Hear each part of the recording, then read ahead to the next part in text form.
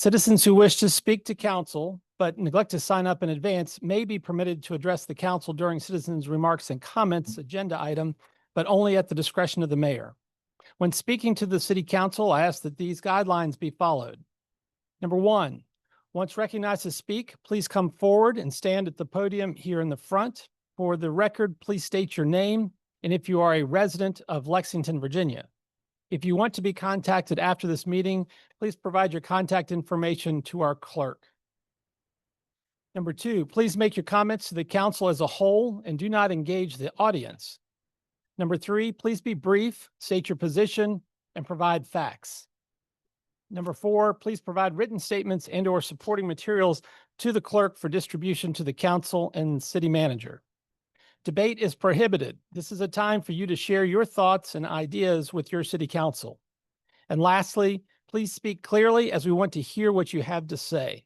And it is a microphone that moves up and down depending upon your vertical challenges. Each speaker is allotted 3 minutes, and individuals may not yield their allotted time to another person. If you represent a group, 5 minutes are allocated, and you're invited to identify other members of your group who are in attendance. The council or mayor may allow exceptions to these guidelines at their discretion. I remind us all that these are the meetings of the city council are formal proceedings and are recorded. And I think our clerk, welcome. We have a new clerk with us this evening. Kate, glad that you're here, and welcome and congratulations. With that, I'd like to call the meeting to order, and in a little bit different fashion, we have Caleb Dunlap from Troop 29, who is visiting as part of his merit badge in education for civic work. And I'd like to invite Caleb to come up and lead us all. Please stand and join as Caleb leads us in the Pledge of Allegiance. I pledge allegiance to the flag of the United States of America and to the republic which stands one nation under God, indivisible, liberty and justice for all. Thank you, Caleb.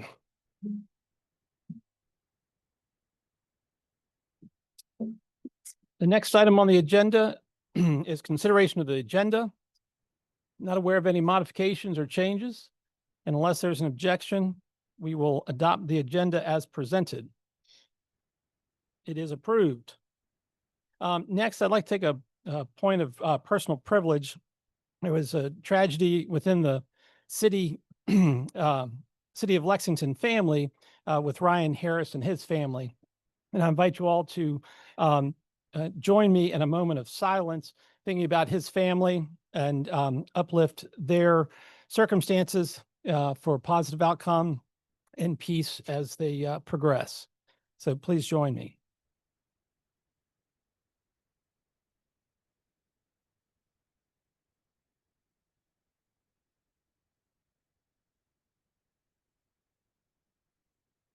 Thank you so much. Next item on the agenda, presentations. We have the privilege of having Jacob Dorr and Stephen Amos with us this evening, and would like to invite up Chief Dickerson for pinning ceremony.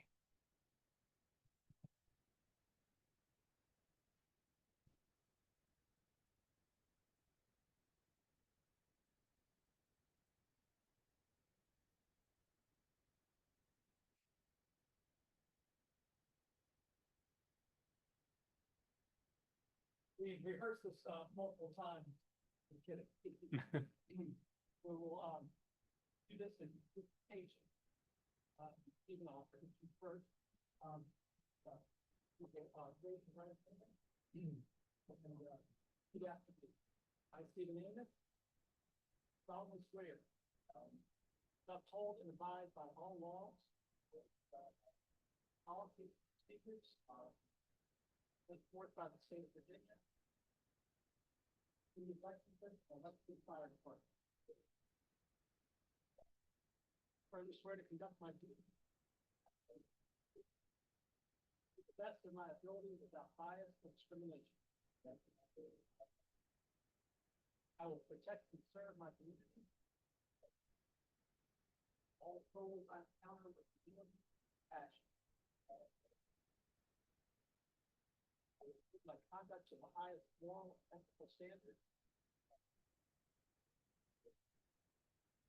Set forth and established by the American Fire Service. All I swear. Swear.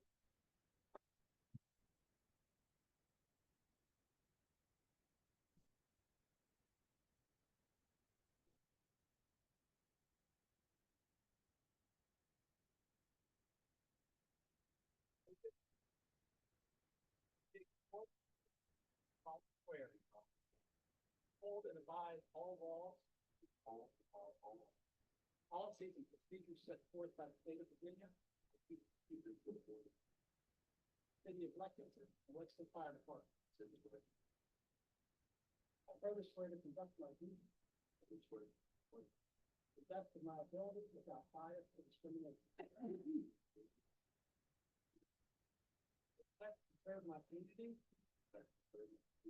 All souls I encounter with humility and passion. Hold my conduct to the highest moral and ethical standards. Set forth and established by the American Fire Service. All this I swear.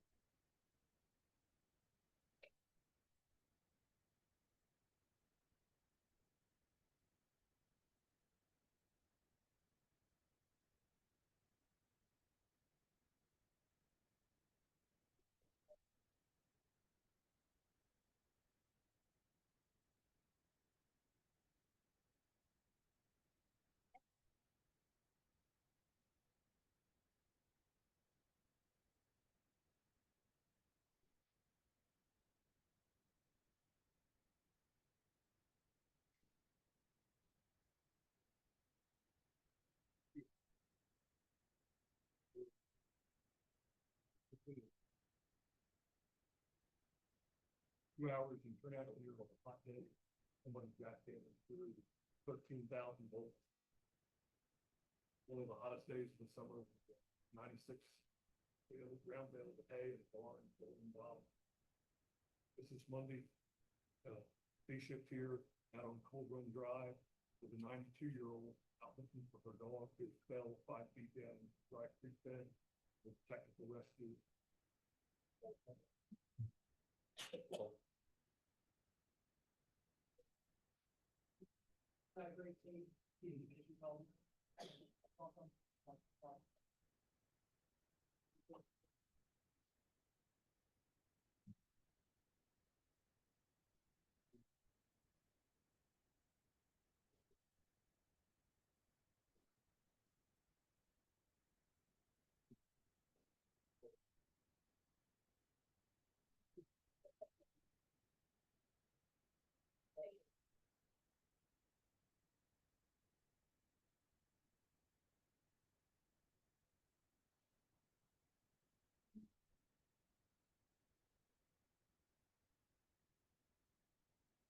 Stay cool, team.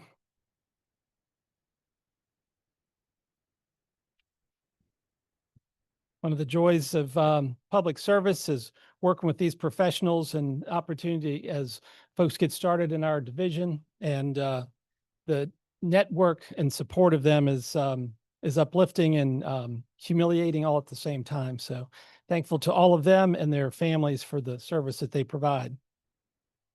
Next item is presentation from community-based learning interns, Diana Salazar and Daisy Barron, with the downtown parking signage.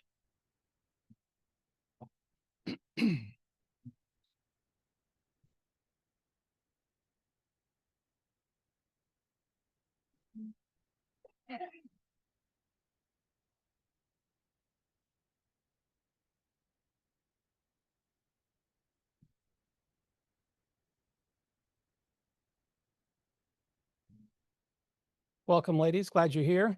Thank you.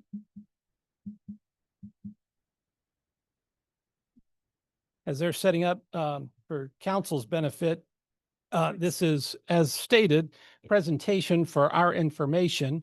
This will be a tool for staff to work with as they look for opportunities around the community to improve parking situations and traffic flow, and generally just to improve our community, which we strive to do each and every day.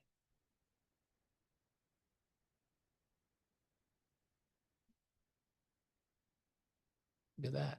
Good work, ladies.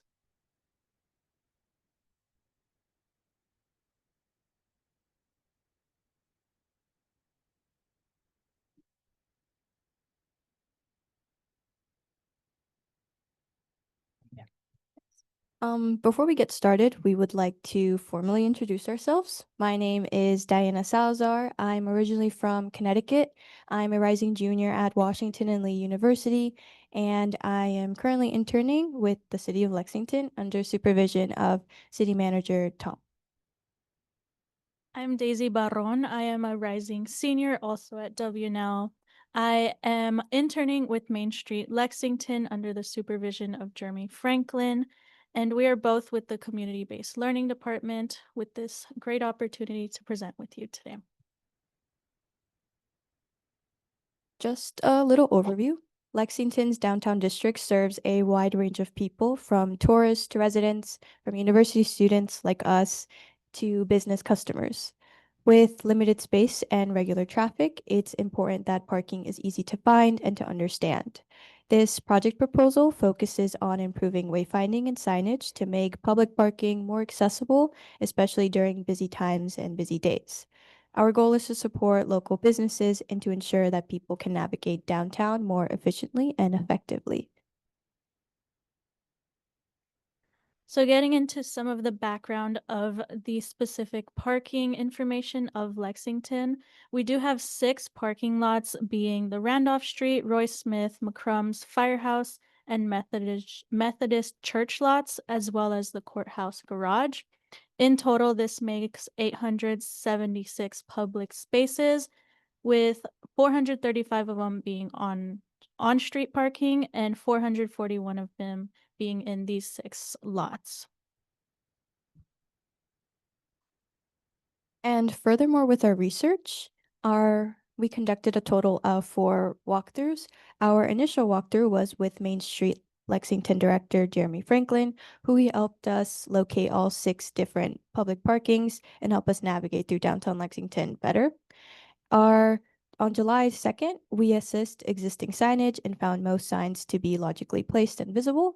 On July 7th walkthrough, we focused on where new signs should be located and or added, especially to where we could place harder to find lots as well.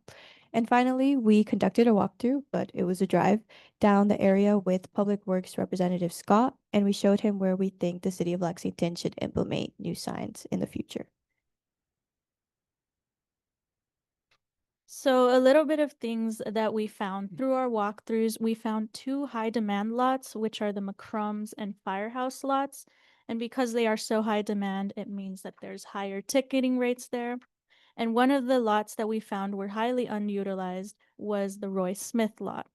On top of this, we did find 2 of the busiest corridors are on West Washington and North Main Street, which of course also leads to high ticketing rates. On top of this, we also found some outdated signs that Diana will talk about in a bit. So, to address the current shortcomings and respond to rising demand, we believe the City of Lexington could consider implementing the following recommendations. So here's a picture or a photo of downtown Lexington. And before we get started, there's also a QR code of the map if anyone wants to scan it and have the map right in front of you. It is beneficial to have the map right in front of you, as we're going to talk about specific locations and using photos with that. So having the map again would be better. And to get familiar with the map, the green dots are existing signs currently in downtown Lexington. The orange dots are signs that we think the City of Lexington should implement in the future. And the purple dots are dots that are where signs like 10-minute parking or 2-hour parking signs are in downtown Lexington. So as you can see on the maps, there are in total 15 suggestions for new signs that we would like to propose. Before we do get into those, though, I would like to orient you with the next 15 pictures we are going to show you. On the screen, you will see a big red number, which will be the corresponding parking spot that you will see in the map. On top of this, you will see a blue dot with the letter P on it, and that will be where we want the specific sign to be located. These pictures are also taken in the perspective of which you will see the sign if you're driving at it. So that's important to take note of as we show you these pictures. So the first two suggestions we would like to make are both at entry points, the first being on the Jefferson Street entry point and the second being on the corner of Nelson and Randolph Street. So Jefferson Street, you will be coming in from that VMI Walmart area and you'll be able to see this sign. And this one is mainly to introduce tourists to the fact that there are signs, so they'll be able to see this and know that they'll just follow these types of signs. And that's just going to be pointing forward, so you keep on going in Jefferson. The second sign is going to be coming in through that CVS Kroger area once you cross the bridge, and you'll be able to see this sign, and this one will actually be pointing you to the courthouse lot and the Randolph Street loft. So that will be having a left and right arrow. So there are already existing signs on both South Main Street and East Preston Street, which is locations 3 and 4 on the map. There's a peace sign on South Main Street and a public parking sign on East Preston Street. However, we believe switching their placements would be more effective. East Preston Street sees less traffic as there aren't businesses or restaurants or on-street parking compared to Main Street, where there is a bunch of businesses, restaurants, and on-street parking and mainly traffic as well. So we believe having a big public parking sign, the one that's on location 3, having it on location 4, because it makes it more visible for people coming into downtown Lexington and leading them towards the Firehouse Law and also to Randolph Street Law. And then having that peace sign on East Preston Street where there's less traffic will easily lead you to the Randolph Street and Roy Smith Law on Randolph Street. For suggestion 5, this one is also going to be on an entry point. However, this one we would like to target WNL students, specifically upperclassmen living in those Augusta Square housing. So this one will be for them to drive in and they'll see this sign and it will point forward. And this is mainly to try to get students to not park on on-street parking, which is one of the bigger reasons that they do get high ticketing because they are in class and they tend to go over the limit. The sixth sign we would like to suggest will be on the corner of Nelson and Main Street. And this one we would also like to be pointing forward. And once you follow that forward, you'll be able to see more signage pointing you to the courthouse and Randolph Street lots.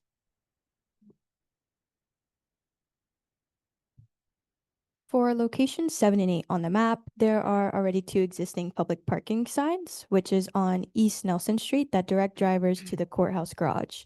These signs are actually placed in a good position that leads people to the courthouse garage, and that is on Randolph Street, but also on Randolph Street, there is entrances to Randolph Street Lot and Roy Smith Lot.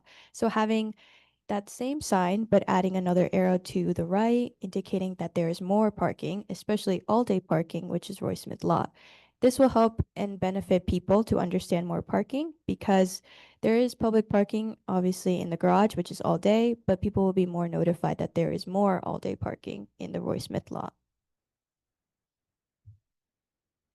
So suggestions 9 and 10 are both going to be on Main Street, the first one being on the intersection of Nelson and Main Street, and the second being on the intersection of Washington and Main Street. So this will be suggestions 9 and 10. And these will both be pointing to the right, which will take you towards the courthouse lots. So you'll go through 9, hit that, and then you'll turn right. And then, as Diana will say, you're going to see more signs taking you to the courthouse. And then Washington is in case you missed that sign, you'll be able to turn right on that street and then see more signage. For location 11, for more background research, there is only one public parking sign on Washington Street, and which is on the intersection of Washington Street and Jefferson Street, seeing on the map as the green dot. This is very effective as that particular sign leads people to the McCrums and Firehouse lot. And then there's also an arrow pointing straight down Washington Street. To close the gap on parking wayfinding in that particular street, we suggest adding another sign at the corner of East Washington Street and North Randolph Street, which leads people to the courthouse garage entrance on Randolph Street. And for location 12, this location is on the entrance of the bottom level entrance of Courthouse Lot, which is right next to the visitor center. Having a sign, a public parking sign right in front or near the entrance is beneficial because if you go further down this street, you will eventually see the Roy Smith lot. So having another sign saying that there's additional parking forward is beneficial. And also, again, Roy Smith lot is all day parking, just like the courthouse is as well.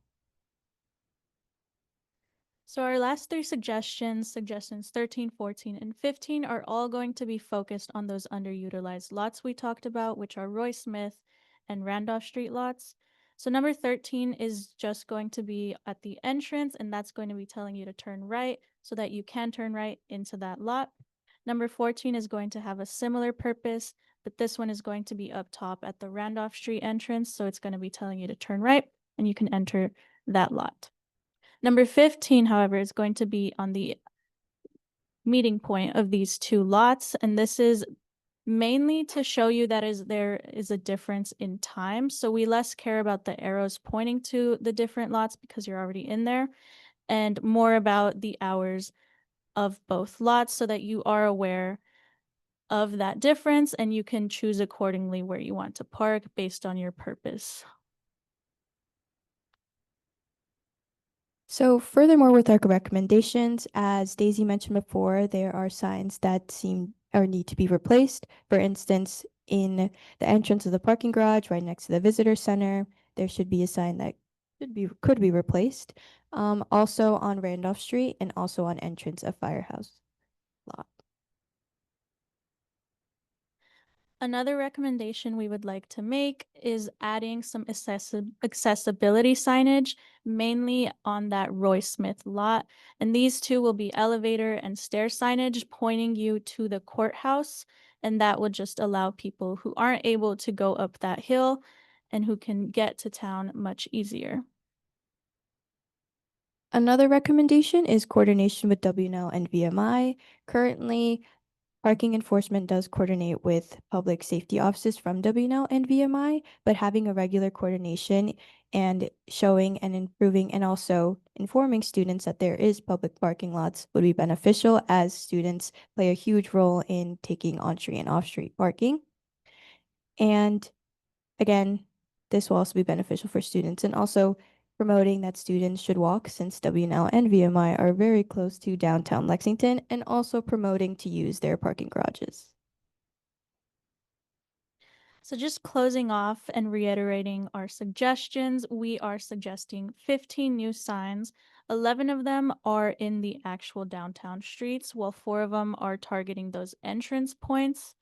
And we are also suggesting replacing those currently run down signs that Diana showed us earlier.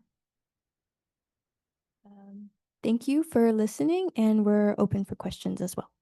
Terrific. Thank you, ladies. I anticipate you logged quite a few steps running around town and learning, and probably didn't know about the Roy Smith parking until you did this project. Very good. A question I have, and then I'll yield to council. As students at Washington and Lee, what's the best way, in your opinion, for us to communicate to let them know about other places to park? Like I mentioned before, PubSafe plays a huge role as they send out alerts to students. And again, I check my emails. I know a bunch of WNL students check their emails. So being able to get that information to them, also maybe in social media, just making it forward that there is public parking. And again, walking is beneficial as well. And also parking garages. Very good. Of course, the cadets, only first-classmen are allowed to have vehicles in the city of Lexington, so most of them get to walk for most of their travels. Members of council have any questions? I Ms. have Alexander. one. You mentioned something about a QR code. Could you go back over where you thought about placing that? Yes, that QR code is just a photo of the map. Okay, because I was wondering if we could consider where you have the parking signs, to put a QR code on to let people know where all of the parking spaces are on all of those parking signs. I don't know how big they would be. I don't know about a design, but it maybe to have that as part of a consistency of where everything is. Okay. Thank you. Thank you all for doing this. I think the new signs you're suggesting are in great locations and will really help alert people to some of the underutilized lots if we put signs up there. One place where I was wondering if you looked at just because it's a little bit of a gap is on Jefferson and Nelson. Did y'all look there, or was there a reason you thought there shouldn't be a sign there, or just wonder? So on Jefferson, as you can see, on that gap or the block between Nelson and Washington, there are those 3 signs Okay. in green already there, as well as between Preston and Nelson, which is mainly why we didn't think there was any necessary on the corners. Okay. All right. Thank you.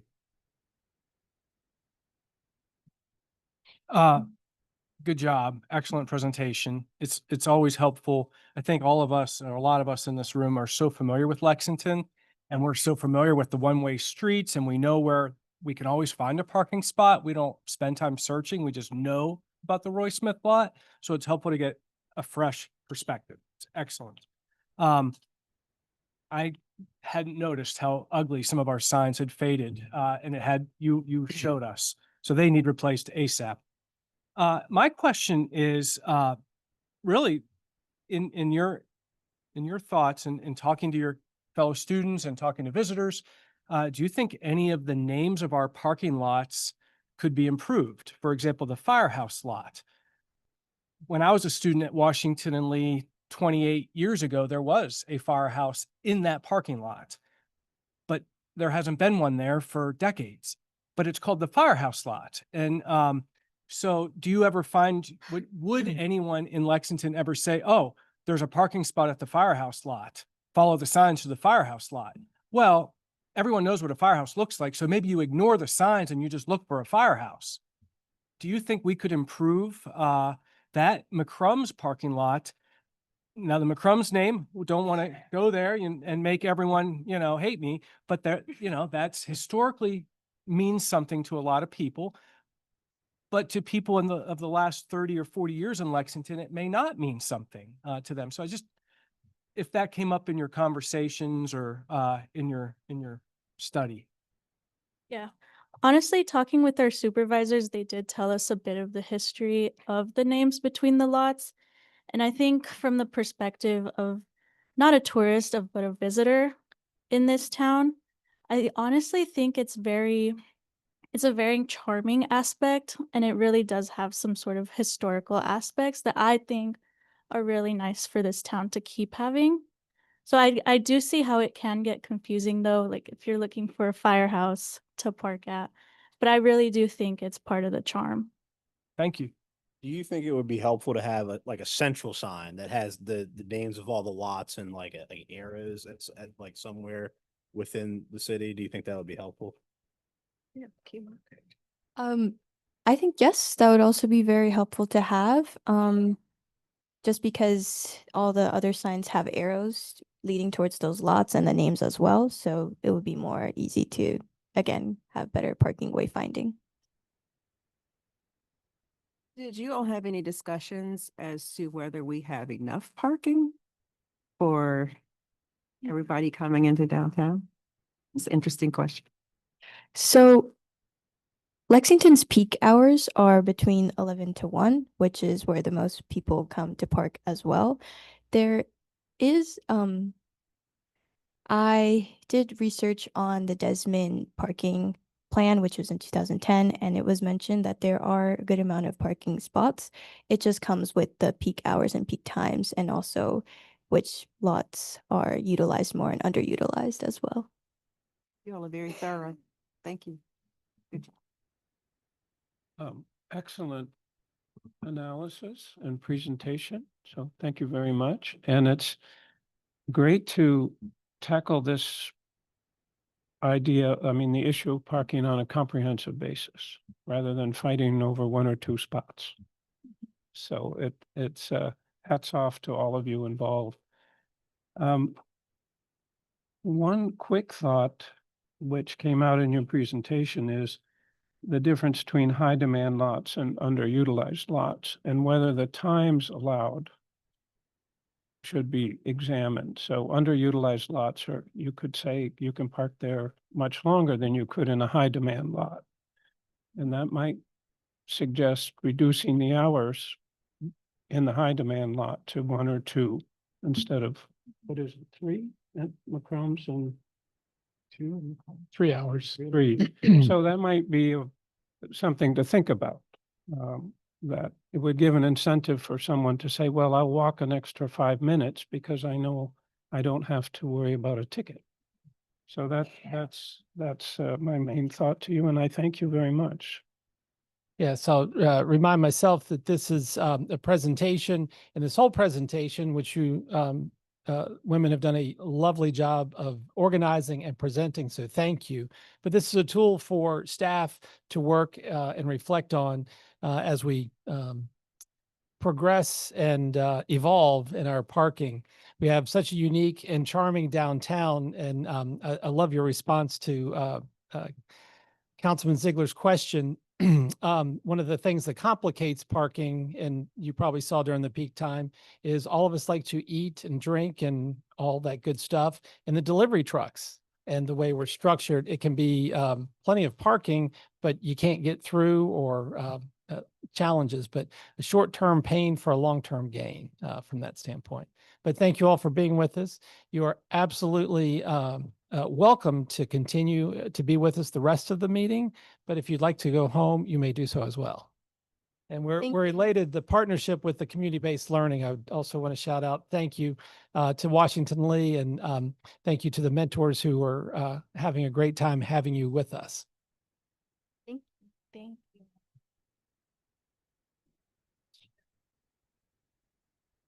All good. The next item on our agenda is a public hearing, and the public hearing in consideration of an application by Total Action Against Poverty in Roanoke Valley. We'll call on Arnie to introduce this topic. Good evening to you all. We do have a public hearing for the property at 300 Diamond Street for a conditional use permit to allow a daycare center. The lower garden level of the building has housed the Office of Youth program, and it contains in the entire building has a fire suppression system in it, which is beneficial certainly. The Lexington City Schools and Total Action Against Poverty in Roanoke wish to relocate the Head Start preschool program from its current location at Waddell, where they're only utilizing 1 classroom, to the space at 300 Diamond Street, where they will be able to have 2 classrooms and therefore allow more student participation. The proposal is to enroll a maximum of 40 students age 2 to 5 and operate Monday through Friday from 8 a.m. to 4 p.m. There is a drop-off plan that was more fully developed, and therefore you have a little supplement in your particular packet this evening that the Planning Commission did not have, and we'll get to that in a moment. There are regulations on the federal side that require a separate fenced-in playground. You may have noticed that was already being constructed or moved over from Waddell to this location just because of the time constraint that they had to make sure that they were able to receive certification prior to the school year. You see the existing conditions there on the bottom of page 10 of your overall packet. And on the next page, we did provide you the future land use map that shows that as a civic campus post future land use designation. As we typically do, we also have the intent section for the R1 zoning district, which is the underlying zoning. And then we also have a daycare center definition for you. On the next page, we have, as you are well accustomed to, the criteria for a conditional use permit, and we would always encourage you to reference those criteria as you have your discussion. There is a recommendation from staff for four stipulations or conditions to come along with this approval. And the first one is that the daycare center be occupied by a maximum of 40 students at any time. The second one is for the center to operate primarily between 8 a.m. and 4 p.m. Monday through Friday. And the last two really sort of connect back to building code requirements. Planning Commission held a public hearing on the 12th of June and made a recommendation for approval unanimously with those four staff recommended conditions.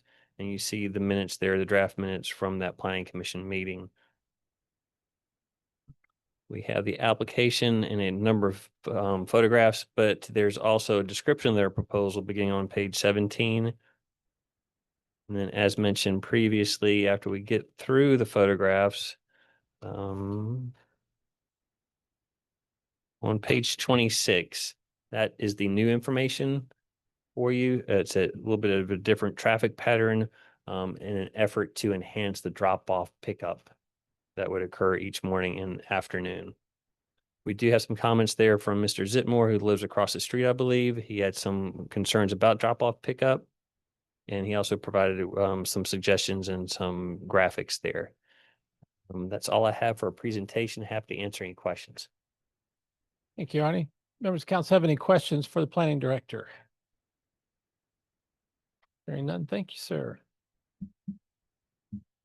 At this time, I'd like to open the public hearing and ask if there's anyone who would like to speak to this topic this evening. Ms. Johnson.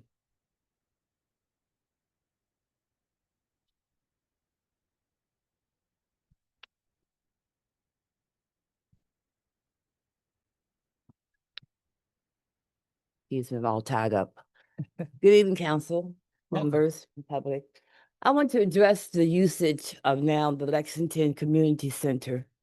I myself have been disheartened with quite a few other people that we as the African American community that preserved the building from being destroyed have not had the proper access to the building. People have asked to use it for birthday parties. Alumni was turned 84, wanted to use the building for the party. School board did not use it. I think Vice Mayor, I've spoken to you. You did not use it. I did not use it. We preserved this school. We had visions of what the school was to be about. And at every point, we are denied access. A community center is a place where you gather.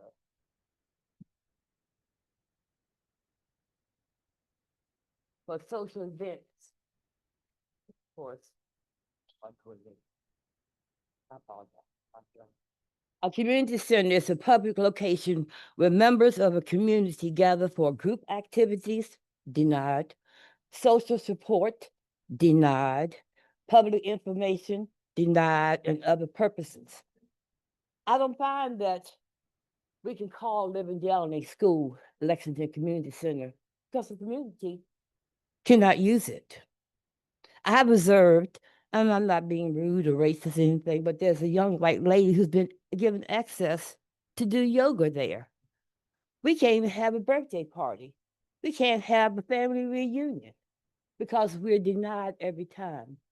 And the little space that was given to us, Lexington, Living Down the Alumni Group, it's like a closet. We envisioned the school to present what our wealth and what we contributed to Lexington.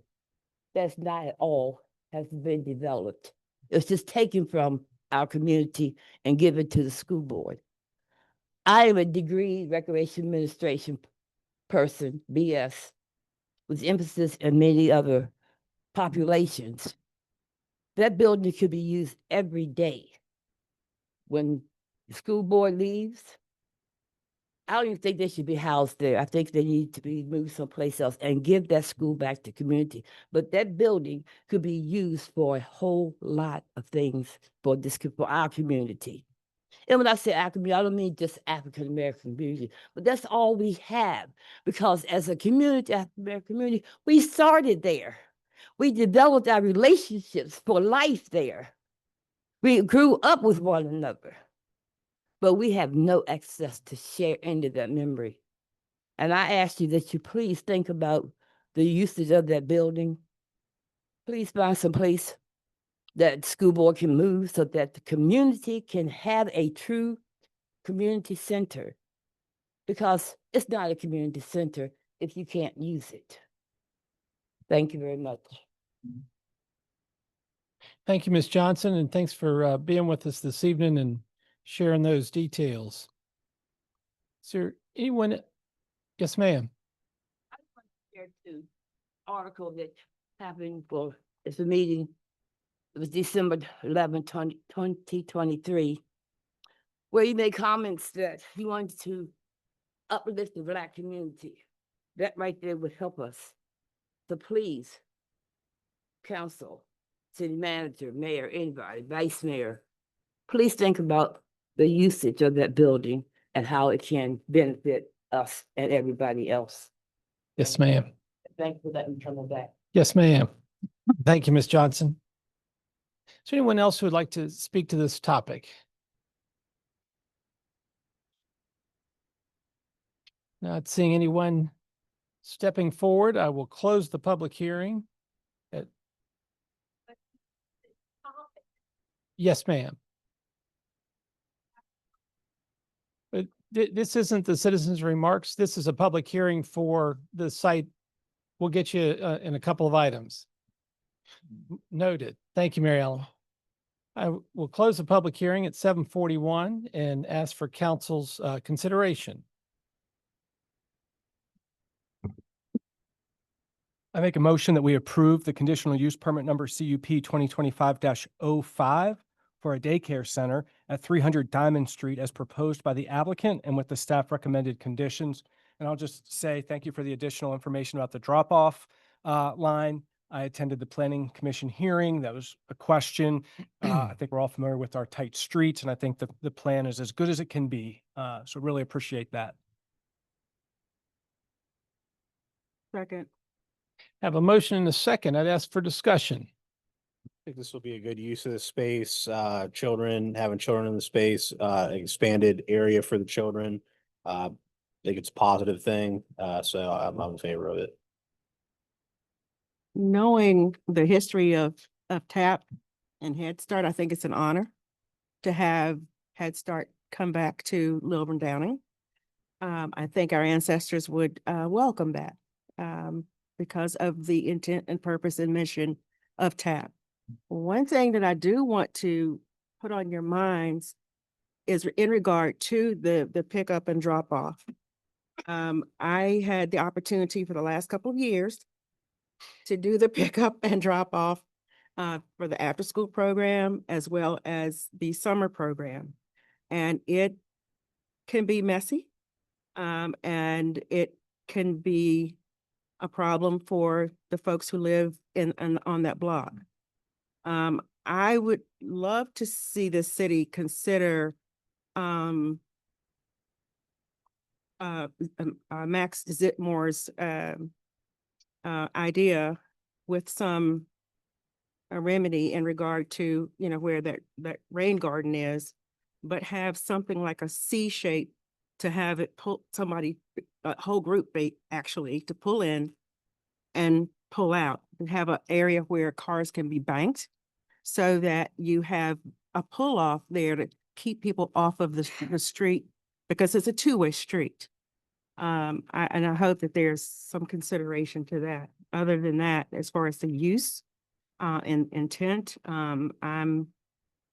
if the after-school program is not there anymore and our summer program's not there anymore, then this is an excellent use for that space. And I think there should be another conversation on another day in regard to the overall use of the empty spaces in that building, but that's not for this particular topic. Thank you, Ms. Alexander. Any other members of council, further discussion? For a roll call vote, I'll echo what we heard from our interns, encouraging people to walk minimizes the stacking of cars. So, and also depending upon the age of the children and the circumstances, biking. I have fond memories of growing up and going to Liber and Downing Middle School and biking from my house to my home on Main Street, and lots of good times. I generally didn't get in trouble, but I was like the cartoon, we're riding all over town. So would love to see more children riding their bikes and making access and reducing the number of cars that we have running around. I certainly understand the drop off and pickup. These are age 2 to Exactly, 4. exactly. And there's no sidewalks. Yes, yes, yes. As I said, we're just planting the seed for get them started early from that standpoint. But with that, I will ask for a roll call vote. And Mr. Driscoll, Aye. Mr. Ziegler, Aye. Mr. Betts, Ms. Alexander. Aye. Motion carries unanimously. Counselors Smith and Strawn are not with us this evening. They are traveling, but it does pass unanimously, and we're excited for the opportunities that will be available for our children there at the Liber and Downing Community Center. So thank you. Next item is consideration of minutes. Safe travels. Thank you all for being here. Consideration of minutes of June 26th, regular city council meeting. Any objection to approving those as presented? Hearing none, they are approved. Now we come to the time for the citizens' remarks and comments, and I'll invite Mary Ellen Cook to come forward. And is there anyone else who would like to speak to council this evening? You won't miss your opportunities, but just in case. Mary Ellen, welcome. Mary Ellen Cook. I live at 4 North Lewis Street here in the city of Lexington. Okay. My real concern is the report that I used to very much look forward to related to our water plant and also our wastewater plant. I hope that we could come back to at least a monthly review of the situation there, especially based on the fact that Charles Alligood has been it's been very much at the forefront of his concerns related to the city. And I also feel the same way about our water and the expense of it. I think that based on the fact that I know how much the monthly water bill in the city of Clifton Forge is, that we are very lucky that we are less than half that amount of money. But I am sure if you were to propose a rate hike similar to what they pay on a monthly basis in Clifton Forge, we would have many more people here at city council meetings. They would be in an uproar. Okay. Secondly, so I just hope on a monthly basis, we invite Mr. Alligood back to keep us abreast of the water treatment plant and the wastewater treatment plant. And the second thing I've noticed, given that I've just heard a very good presentation on the part of those two young ladies related to parking, that I worked on East Preston Street for many years. Well, it was through the way I remember, it was through kindergarten through 4th grade. And the USDA office was on East Preston Street. Presently, it's Habitat for Humanity's. Department of Social Services was still upstairs. It still is until we get a new building. But I remember parking my personal vehicle in the Roy Smith parking lot.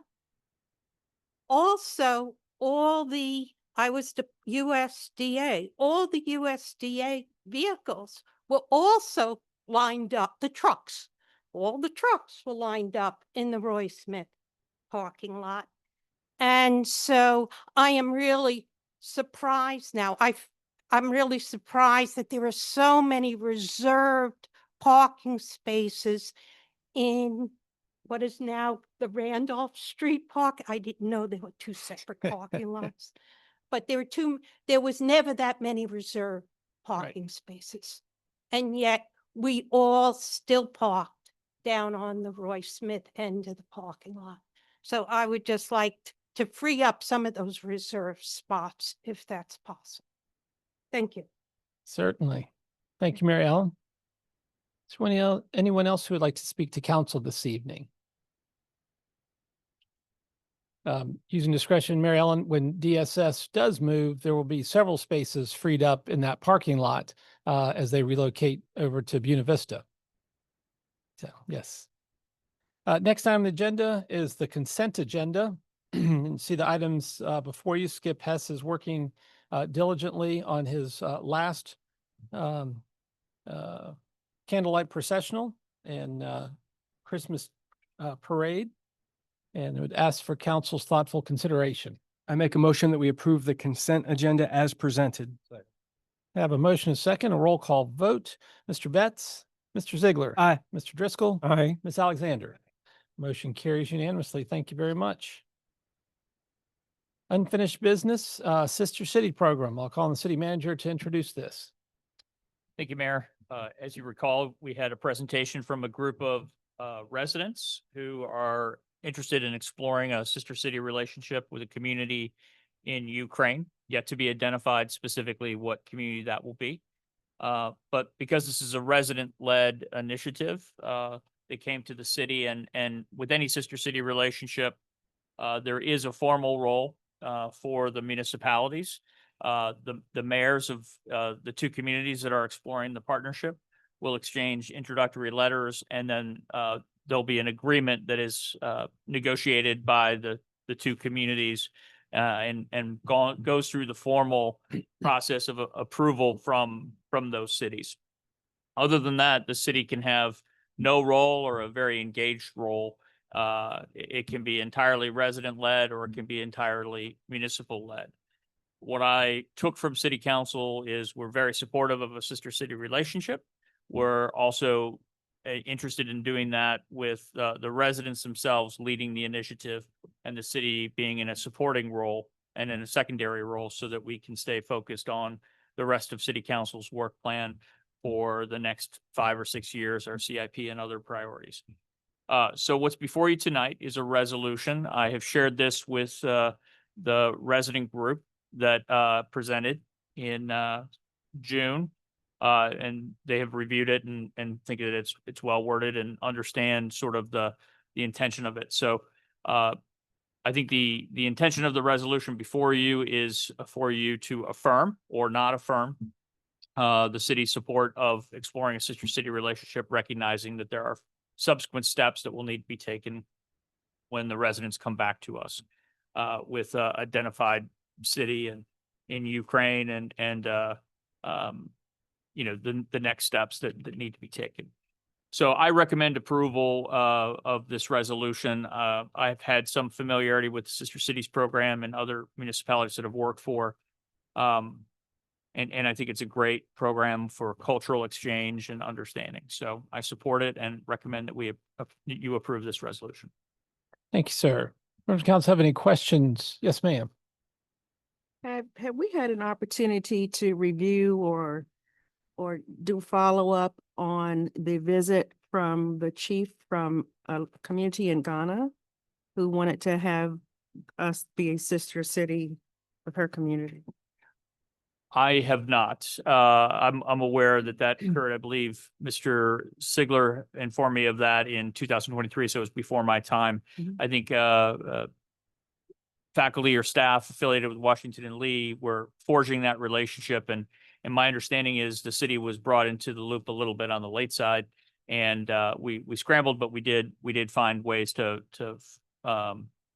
entertain and support their visit to our community. But I'm unaware of what follow-up has occurred, and if there is, I'm unaware of any continuing interest in that relationship.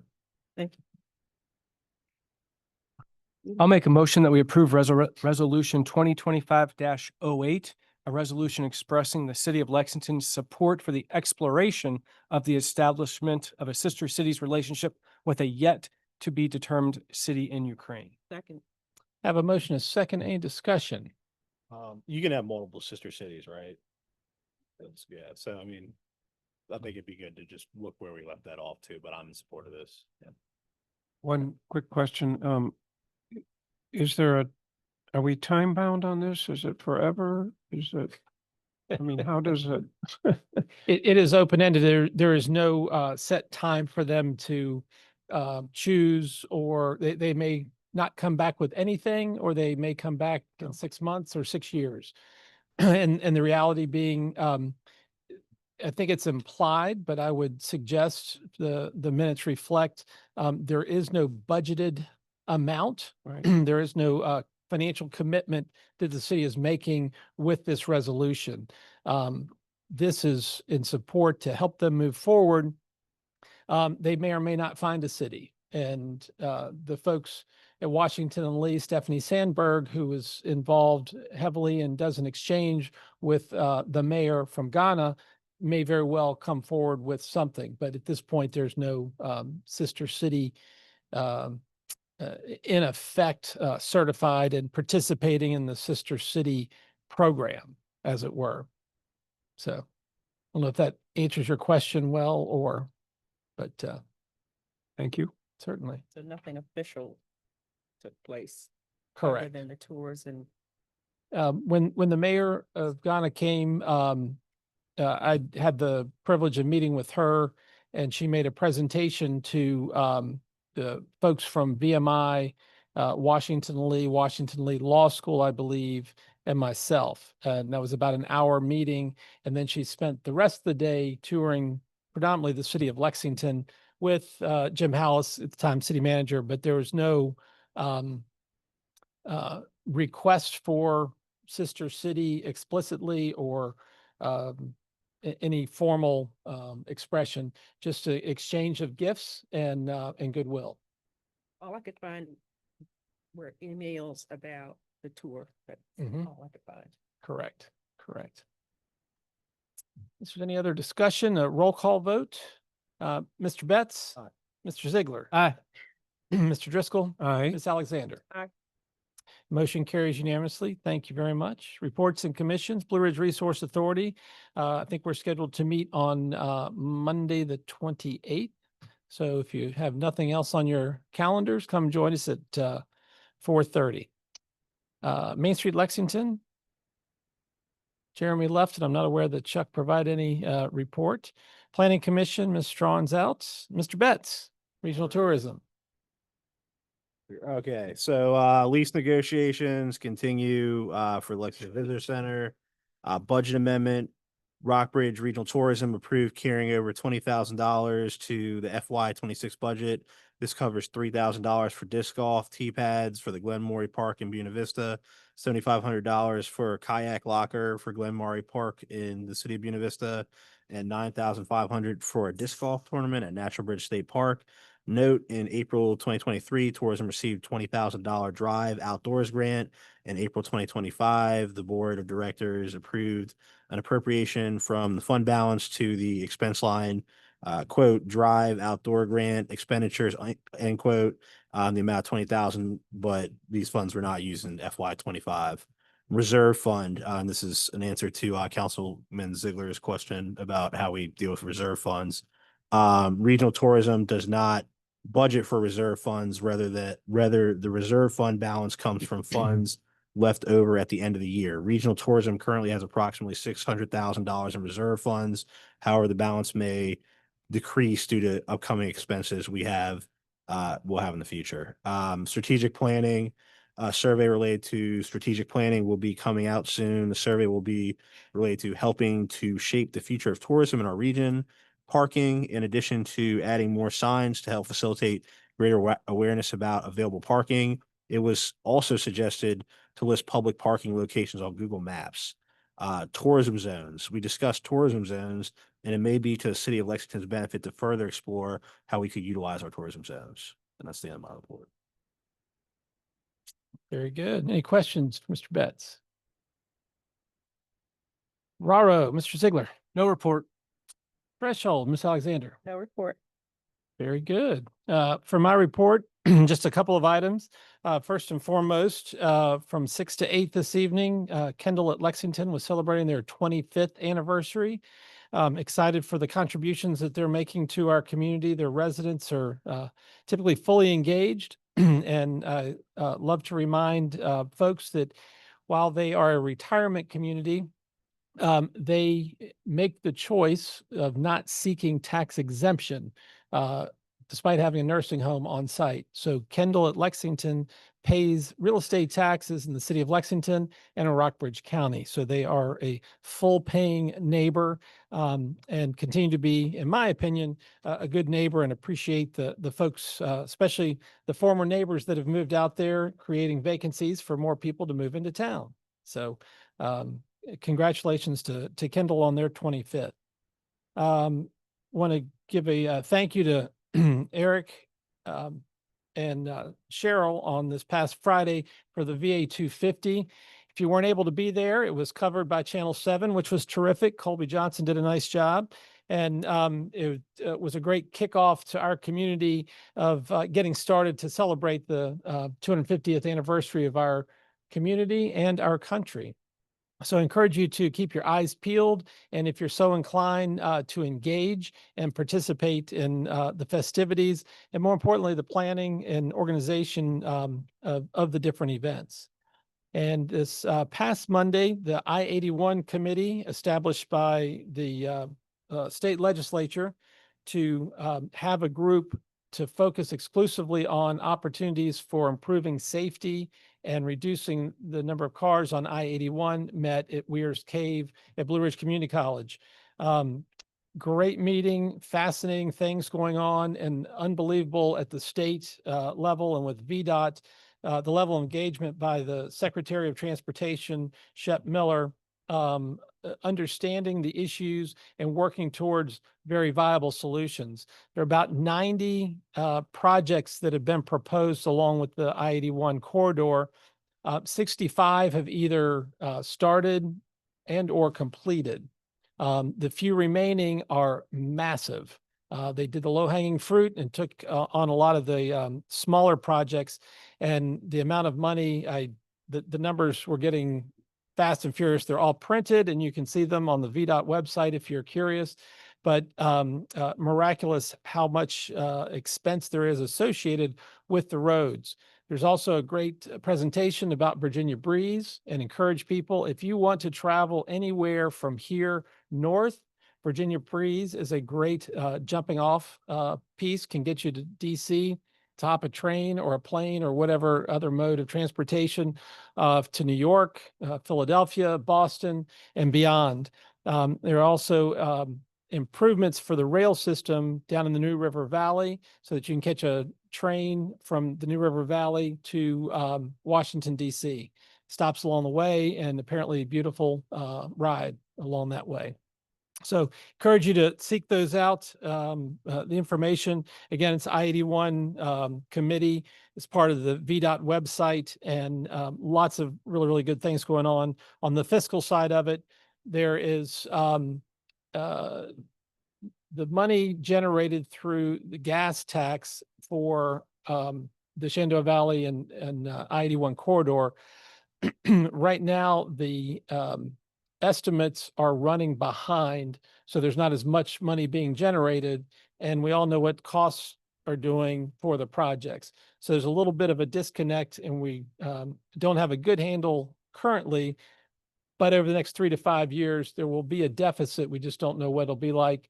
So there may be some projects that get shelved to complete some others, but lots of discussions about electric cars, since they don't buy gas, but they use the road. How do you compensate and work on taxing them? So a lot of smart people looking at options for, most importantly, keeping I-81 safer. And lastly, I wanted to thank Caleb Dunlap and his father for being with us this evening and for leading us in the Pledge of Allegiance. I invite you to come back anytime and good luck in your 8th grade year at Liburn Downing. Most of us have had experience at Liburn Downing one way or another, but as a proud graduate, another proud graduate, you'll have a great time, and keep working hard and making good grades. And with that, I'll pass it off to the city manager. Thank you, Mayor. Just a few quick updates for this evening. First three are regarding construction projects.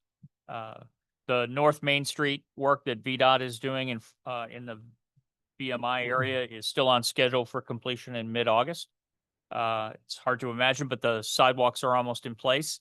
And then they'll be doing milling and resurfacing basically from the Jefferson Triangle all the way to the northern edge of VMI. It will include the removal of the unintentional speed hump that is in front of the core physical training facility. Columbia Gas is pretty much completing their major work in the Providence Hill neighborhood. They're still doing some punch out smaller items, but it's mostly done. We're working with Columbia Gas. We have a meeting in a couple of weeks to see if we can partner in the resurfacing of those streets, where Columbia Gas would pay for half of the project and we would pay for the other half of the project. They would be paying for the half where they actually trench down the middle of the road. Those lanes would be their responsibility. We would be responsible for the rest. I'll be providing some more information following that meeting in a couple weeks. Columbia Gas's work on some of the other streets, more in the center of town, Varner, Miller, Moore, Taylor, that's underway. I don't have a completion date to share with you at this time, but I will once I do.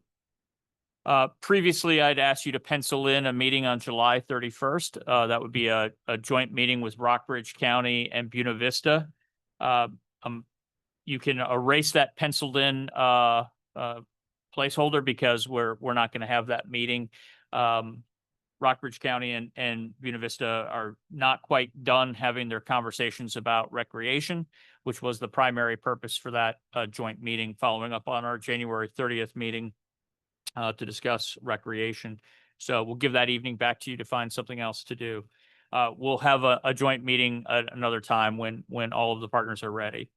I would like to echo the mayor's comments and thank Kate Beard for being here. She's capably and quickly and seamlessly stepped into her role as clerk of council. So thank you to Kate. I will share that I had several positive meetings last week with VMI and Washington and Lee. As you may recall, council back in early May, we had some discussion about town gown relationships, and to be more inclusive of VMI, we'll say town gown and shako, which is the caps, the formal caps that they wear. And I'm working on a memorandum that I'll be sharing with you about several follow-ups and opportunities stemming from that meeting. But generally speaking, the view is that the relationships are very positive and very workable, and they very much appreciate the outreach. Finally, I wanted to just thank council this evening for entertaining the presentation from Ms. Salazar and Ms. Barone. Diana has been our intern. We got to know Daisy through her work in partnership on the joint project that they worked on. But Diana has been an excellent intern, represents Washington Lee very well. So she has one more week with us after tomorrow. We're excited to watch her continued development. So thank you for entertaining them this evening. Terrific. Thank you. Any questions for the city manager? I'll just alert you that as Councilman Ziegler has shared pictures, and I've traveled and so looking forward to smooth sailing on Main Street.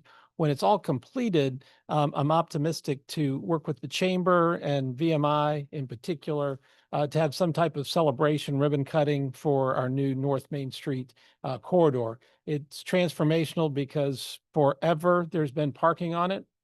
It's going to be completely different, and looking forward to dusting off bikes and encouraging people with bikes or scooters to utilize the bike lanes and make use of the new system that we will have. So stay tuned on that. I feel like that speed bump, as you called it, is more of like a ramp. If you try, you can get just a little air. Airborne. Indeed. I Indeed. drive one of those electric cars, not paying any gas tax. Exactly. City Attorney. Thank you, Mr. Mayor. Just a couple of items. I continue to receive or have really received recently a number of emails concerning updates on opioid settlements, and I just want to pass along the information that I've received recently. Some of this may be duplicative of what Jen talked about at the last meeting, because I know y'all had a vote while I was not here on using some of those funds. We're getting an additional payment from the CVS settlement of about $5,800. That may be duplicative of what she was talking about. It may not be. Jen's not here, but I'll check with her and see. I did want to let you know about that since they're bothering to notify me of those. There have been 3 additional settlements. One you know of is significant, the Purdue and Sackler settlement. I've not seen any numbers for what that'll mean for Lexington. But hopefully that'll be impactful with regard to our use of those opioid abatement funds. There have been 2 smaller settlements. One I just got an email about today. I'm frankly never even heard of some of these companies. I'm not sure what their role is in the process. So Well, don't have any numbers for that. The one I do have numbers for, don't get out of your seats, is the Harry Shine Company, which apparently makes medical supplies, mostly dental supplies, I believe, and our take is a whopping $548. So better than nothing. I do have to sign a release associated with that agreement, so I would like the blessing of council to do so.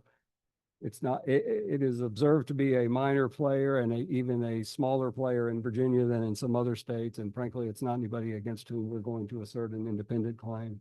So my recommendation would be to take whatever money's on the table and give me the authority to sign the release and move on. But I will report back on these others once I hear any numbers for those. Moving on to 2 other items, I think there's been some communication to council about the transient occupancy tax. I am working on an update to that, so hopefully we'll have that for August, perhaps for council action. And then, Nick, lest you think that there is a ongoing arduous back and forth with the landlord over the visitor center's lease. There is an agreement in principle that has been there for a couple of months now. And so it's not that there are ongoing back and forth negotiations. We're just really waiting for some affirmation from Brightspeed. Everything we've heard has been, this is a done deal. We just got to put pen to paper. I did have a conversation with the agent, and there's actually 3 tiers here. You've got Brightspeed, the owner, and the landlord. They have a real estate management company, Savalis, I think is the name. And then they've got their agents, Carter and Austin, who we actually deal with. And Carter told me earlier this week that he understands there's been internal turnover in real estate management at Brightspeed, which in turn has led to the replacement of the management company as of Labor Day. So Austin and Carter are going away as of Labor Day too. So hopefully we get it done between now and then, but it may be the kind of thing that will linger. Again, they're telling me that everybody's in agreement. They just want to put together the lease on their end and get it to us. And for now, we're in that month-to-month situation that everybody's comfortable. So I just did get your update. That's why I shortened it just to say lease negotiations are ongoing, but now I guess that everybody's fully aware what's going on. I can probably leave it off my report until there's a substantial. Happy to just bring it back when I have something to tell you. So, and I think that's it. Happy to answer any questions. Are you looking for a motion then I should get a okay. motion to approve the. I'll make a motion that we approve the Henry Shine opioid settlement. Perfect. Second. Have a motion and a second. Any discussion? Hearing none, a roll call vote. Mr. Driscoll. Aye. Mr. Ziegler. Aye. Mr. Betts. Ms. Alexander. Aye. Motion carries unanimously. I was going to say, wondering if we should give a blanket of sorts or Henry Shine or we're all. I don't know that there's going to be very many more to come, so I don't know. Do we need to do that for any other ones? Not, I mean, we don't have any documents to sign with that one. Okay. Keep us posted and watch out for scammers. I was going to say, don't give them any, wait for a check. The tax ID number in the city or No anything. bank information. Exactly. Actually, lots of bad characters out there. I'm not aware of any other business to come before us this evening, new or otherwise, and we have no closed session. Unless there's an objection, anything, you're looking pensive. Okay. Just excited to conclude. I had 2 hours blocked off for this meeting, so I just, good. don't know what to do. Thank you all very much for being with us. Caleb, good luck to you. Study hard and make us proud. And we are adjourned. Have a great evening.